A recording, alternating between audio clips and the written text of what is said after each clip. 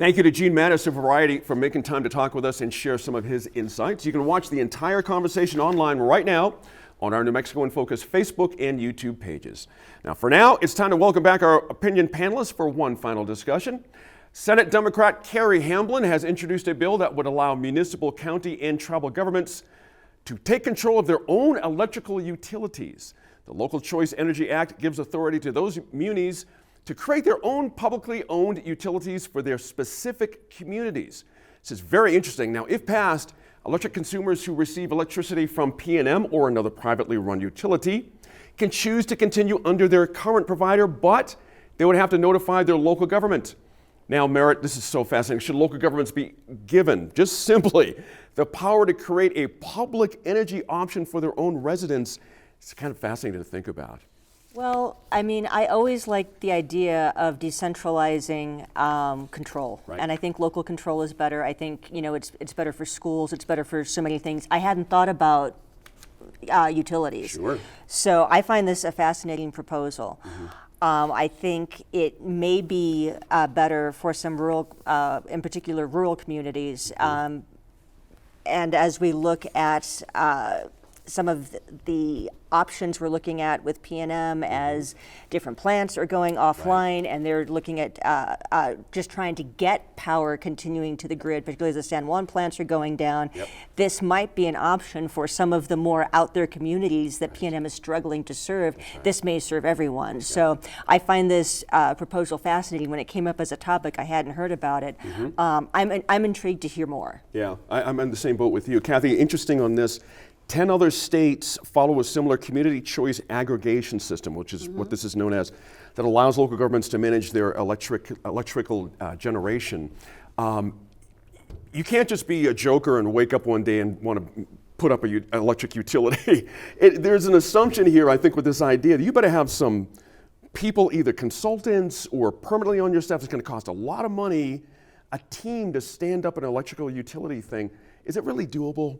I don't know. Yeah. And what I want to say is that I don't know, and I bet, you know, if we went out on the street and asked 10 people, do you know? Right. They would also respond, no, I don't know either. So what I would like to see is much more information before we would make such a drastic change. One person is saying, you know, and the proponents are saying that it will cost us less, 15 to 20% less, and the other people are saying it will cost us more. We're sort of caught in the middle, and I'm going to just confess my ignorance about, you know, what is actually happening and what the real truth is. And so I hope that we will, again, educate and do outreach about what does this really mean, and can we really do it? I don't think we're ready to do it yet. I'm not against it. I'm not for it. I don't know enough. Right. Just a reminder, similar bills were proposed, Dave, in 2019 and 2021. Just sort of came and went. We didn't really discuss them. But here's what makes me interested in this idea. There is a confluence of events happening, meaning the tech is coming the way of this idea. Right. When you talk about alternative energy choices or options, they're out there now. Right. It doesn't have to look like what we see up in the northwestern part of our state. You can do it much cleaner and But you know, like everyone, like this was not something that I had heard about, and I started, you know, when we were given the notes to start reading it. The one thing that immediately came to my mind, and Mary, you'll have to help me, North Dakota or South Dakota has a state-owned bank. I mean, Yes, they do. and you know, and it's been tremendously beneficial because it provided competition to the big banks. It gave the state a way to sort of control, you know, all the money for all the state collects goes into this state-owned bank, and then they use it to lend out, and they do it to other banks. So I think that having another player on the field that is going to provide competition can only be a good thing. But, you know, the questions, you know, is the technology here that towns can do it? Somehow the idea that, you know, Albuquerque's going to set up an alternative to P&M sounds sort of fantastical, but it's like, wow, that would be great in a way if it But could, let me right? ask you guys this. What happens if, Merritt, you're in a county with a lot of open space and a lot of sunshine, and you decide we're going all solar in this county, guys, or in this municipality. And in fact, we're going to build it so big, we're going to start selling energy to other counties, in other municipalities. You see what I mean here? Right. It could turn into a mess if you really start to think about some smart people that really want to take a lead on this and get out there It's not just a standalone deal. And it's not, I mean, it's not going to be entirely the Wild West. Everything's got to be approved by the PRC, Right. which, means things could take years. Let's be real about that. And, there is some precedent in this. There are, if you follow the town of Edgewood trying to take over its water utility, and that battle that's been ongoing. There's a private water utility that the town of Edgewood has been trying to take over for a couple years, and that's been an interesting battle. So again, I do like the idea of local control. And I don't see Albuquerque doing that. I don't see Las Cruces doing that, but I could see some of the smaller municipalities who may already have a lot of residents on electric co-ops anyway. Like in these mountains, we have electric co-ops. Exactly. And so this is just, I think, a way of perhaps making those co-ops a little more robust and giving them some bargaining power, if you will. Does anybody recall about 15 to 20 years ago, right here in Albuquerque, it was on I-25, remember the old Levi's plant years ago that flipped over to the Honeywell plant, and there was an African-American man from New Jersey that was here representing Honeywell. They had a new tech at the time where as a miniature nuclear-powered energy system, you can actually bury underground. It was only about 10 feet tall, maybe 5 by 5. And you could light up literally a small town with this one thing. And they're even smaller now. That's right, exactly right. Exactly. And so There was a program in the Eisenhower administration called Atoms for Peace, and there were people who saw that every house would have this little nuclear reactor in their backyard, and that would be where you generated power. But I think the point that you were making about, like, if a small county decides to go all solar, that can only be good in some sense, because if we are going to go there some way, getting some experience, getting these small counties to try it can only be good for New Mexico and good for that. That's an interesting point. Can only be helpful. Let me throw this out there too as well, guys. If I'm Avangrid, I'm not sure how you pronounce that, Avangrid, whoever's looking to buy PNM, I'm looking at this idea and I'm going, no way.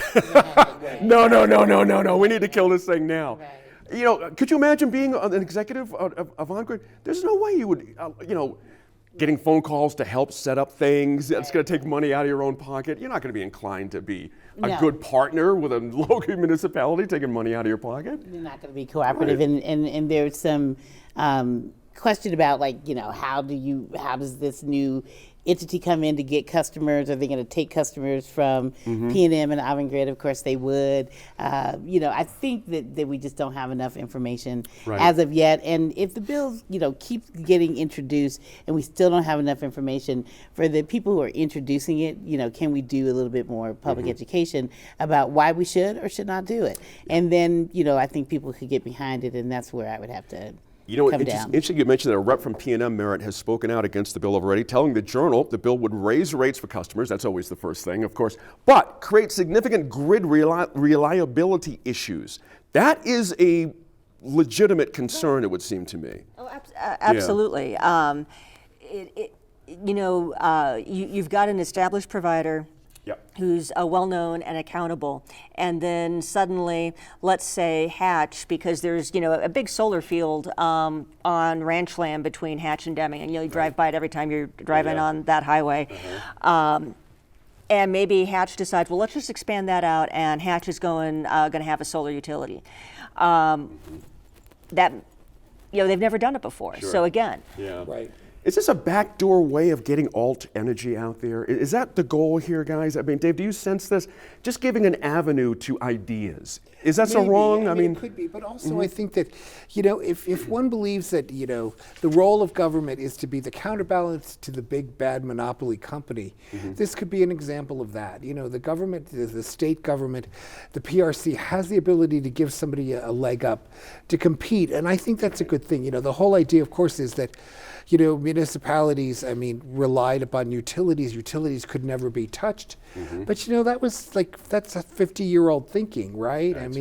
Now as technology had improved where, we don't, and let's face it, how many times have we seen the utilities? Policymakers are always behind tech. Do you know what I mean? They're always a step behind policymakers. Yes. Let me throw this out there, guys. Sorry, David, I get this in. The PRC was mentioned.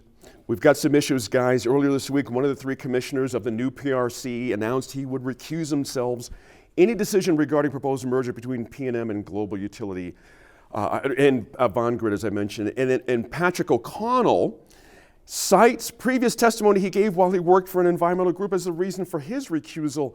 What's going on here? I mean, we've got this new, shiny new PRC. The idea was they would be quicker, smarter, faster. The biggest issue on the plate. I Right. mean, the biggest issue before the new PRC, and now we're only going to have 2 votes on it. Right. That's a problem. That's a huge problem. How does that work out, Kathy? I mean, this is It's progress. a huge here. problem. I don't have a solution to it, but Yeah. when I see it, I'm wondering how did this happen and how was it not vetted at the beginning? Because this was their biggest issue to discuss. Well, Mr. O'Connell, David, had previously served as a resource planner for the Public Service Company of New Mexico. How did he get the job? How do you get Well, the that's job? the question. I don't understand But this. also, I No. think we have to say the obvious thing is this is going to land on the governor's desk, and she may have to force some resignations. I mean, this was her idea. I actually support the idea. I think it's a good idea, but you can't have the most important decision being run by people that have to recuse themselves. That's right. And the idea of going down to 5 to 3, Yeah, now it suddenly looks like 5 might have been better to have than 3. But I I don't mean, even know the structure. Does she have the ability to force resignations? Can well, she take probably someone so. out? Or Probably so. That's a good one there. Interesting. We'll have to see how that all plays out. It's going to be an interesting thing. Like I mentioned before, there are all kinds of alt energy systems out there that can light up towns right now. Right. I'd be very curious if a progressive county here decides to go there, and of the dominoes that would fall into Mexico after that. I just want Or to say nuclear. that when exactly. when I flip the switch, I want the lights to come on. There you go. You know, That's all people I want. want the lights to come on, and that's Right. really what the average person is saying. Make sure it comes on. Make sure it doesn't cost me so much that That's I right. can't afford it. That's right. And then I'm relying on the people that we have elected to make good decisions and to tell me why they're making those decisions. Points there. That's Thanks again it. to our line panel as always this week. Be sure to let us know what you think about any of the topics the line covered on our Facebook, Twitter, or Instagram pages, and catch any episodes you may have missed on the PBS Video app or on your Roku or Smart TV.